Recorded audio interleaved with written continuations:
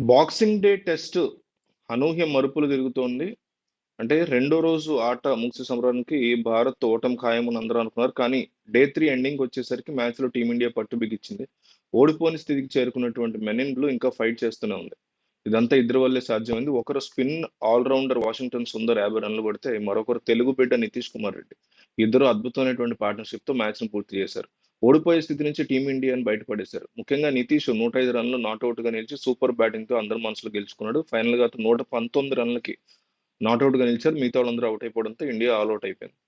So, ఇప్పుడు Australia batting జరుగుతుంది. Nitish Reddy maiden century పూర్తి కాగానే మెల్బోర్న్ క్రికెట్ గ్రౌండ్స్ విజిల్స్, క్లాప్స్‌తో దద్దరిల్లింది. నితీష్, నితీష్ అంటూ స్టేడియం మొత్తం భారత అభిమానులు గట్టిగా అరుస్తూ అతన్ని అభినందించారు. ఆసీస్ ఫ్యాన్స్ కూడా స్టాండింగ్ ఓవేషన్‌తో అతనికి గౌరవం ఇచ్చారు. ఇది చూసి నితీష్ తల్లిదండ్రులు ఫుల్ ఎమోషనల్ అయిపోయారు. అతని తండ్రి ఆనందం తట్టుకోలేక ఏడ్చేశాడు. ఆ తర్వాత మీడియాతో మాట్లాడుతున్న సమయంలో నితీష్ తల్లి కన్నీళ్లు పెట్టేసుకున్నారు. కొడుకు సెంచరీ సాధించిన సంతోషం ఉన్నా, అతని ఈ స్థాయికి చేరుకునేందుకు పడినటువంటి కష్టాలు, బాధలు గుర్తు తెచ్చుకుని ఆమె ఏడ్చేశారు. కన్నీళ్లను ఆపుకుంటూ ఆమె చిరునవ్వులు చిందించారు ఆ తర్వాత. అయితే బోర్డర్ గవాస్కర్ ట్రోఫీలో భాగంగా ఆస్ట్రేలియాతో జరుగుతున్న 4గో టెస్ట్ మ్యాచ్‌లో టీమిండియా పోరాడుతున్న సంగతి తెలిసిందే.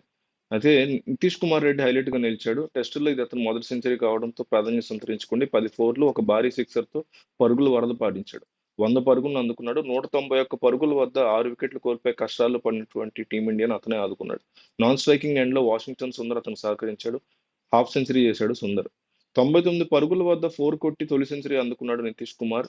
అతని తెగువకి ఇది అద్దం పడుతుంది. బంతి బౌండరీ దాటిన వెంటనే అతని ఆనందానికి హద్దులు లేకుండా పోయింది. స్టేడియంలో ప్రత్యక్షంగా మ్యాచ్ తిలకిస్తున్న అతని తండ్రి ముత్యాల రెడ్డి ఉబ్బితబ్బయ్యారు. సెంచరీ సాధించినటువంటి నితీష్ కుమార్ రెడ్డికి ముఖ్యమంత్రి చంద్రబాబు నాయుడు అభినందించారు. విశాఖపట్నం యువకుడు అభినందనలు అంటూ ప్రశంసించారు. ఆంధ్ర క్రికెట్ అసోసియేషన్ తరఫున స్పాట్‌లో 25 లక్షల ప్రైజ్ మనీని కూడా ప్రకటించారు. చంద్రబాబు ఏం రాశారో చెప్తా చూడండి. బోర్డర్ గవాస్కర్ ట్రోఫీలో 2024లో ఆస్ట్రేలియాలో మెల్బోర్న్‌లో జరుగుతున్న క్రికెట్ 4గో టెస్ట్ మ్యాచ్‌లో సెంచరీ సాధించిన విశాఖపట్నం యువకుడు నితీష్ కుమార్ రెడ్డికి అభినందనలు. టెస్ట్ మ్యాచ్‌లో ఈ ఘనత సాధించినటువంటి భారతీయ 3వ అతి చిన్న వయస్కుడు కావడం మరింత గొప్పతనాన్ని సాధిస్తోంది. ఇతని యొక్క సాధించిన విజయం పట్ల చాలా సంతోషంగా ఉన్నాము.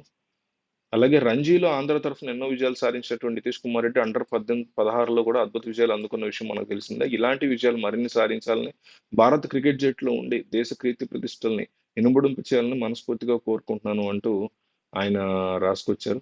ఇది చాలా స్ఫూర్తిదాయకమైనటువంటి ఇన్నింగ్స్‌గా తెలుస్తోంది.